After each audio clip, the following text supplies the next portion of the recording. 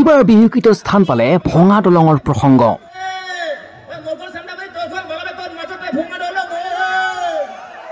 ভালকৈ মন কৰি শুনক সেই বিশেষ বিহুগীতৰ এফাকি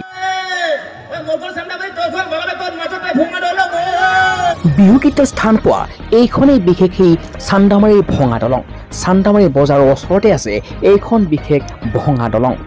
আৰু কোনো ইলেক্ট্ৰনিক মিডিয়া প্ৰিণ্ট মিডিয়াৰ শিৰোনাম দখল কৰিব নোৱাৰিলেও বিশেষ সেই বিহুগীত স্থান পালে কিন্তু ভঙা দলঙৰ প্ৰসংগ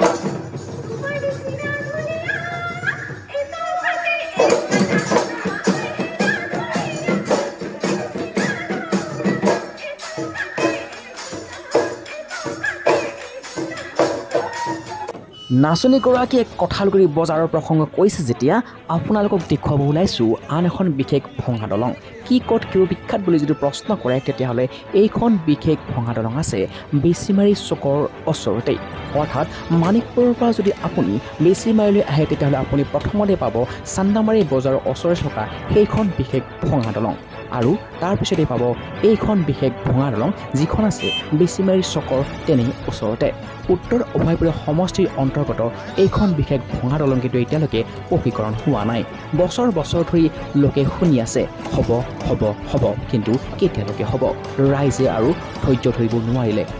এষাৰ কথা আছে নহয় ৰাইজে নখ জোকাৰিলে নৈ বয় সকলোৱে একেলগে ওলাই আহিছে সেয়া বেছিমাৰীৰ তথা বেছিমাৰীৰ অঞ্চলৰ বিভিন্ন প্ৰান্তৰ পৰা চালাবিলা ডুমপাৰা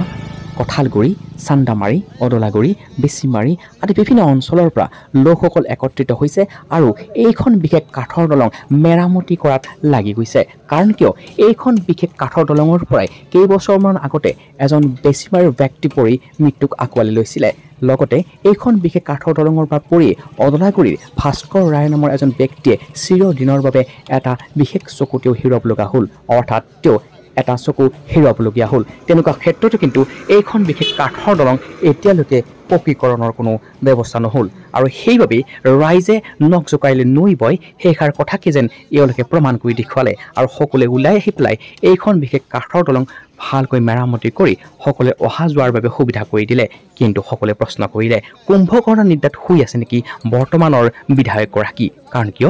কিয় খবৰ ল'বলৈ অহা নাই বিধায়কগৰাকী বৰ্তমান নিৰ্বাচনৰ বতৰ নে নিৰ্বাচনৰ বতৰত প্ৰতিষ্ঠিত বন্যবয় আকৌ ক'ব হ'ব হ'ব কাঠৰ দলং পকীকৰণ হ'ব